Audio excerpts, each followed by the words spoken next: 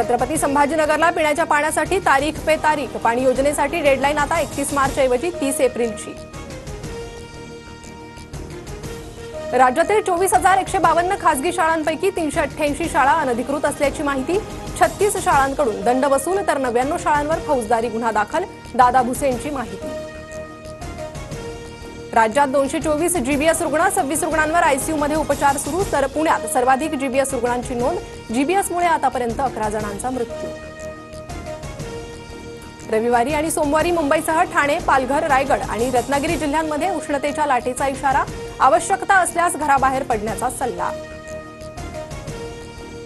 स्वारगेट अत्याचार प्रकरणी आरोपी दत्तात्रय गाडेची गुन्हे शाखेकडून 3 तास कसून चौकशी। गाडे उडवाउडवीची उत्तरं देत असल्याची पोलिसांची माहिती। होळीनिमित्त कोकणात विशेष रेल्वे गाड्या चालवण्यात येणार। मुंबई ते मडगाव विशेष रेल्वे गाडी तर पनवेल ते चिपळूण मेमू धावणार।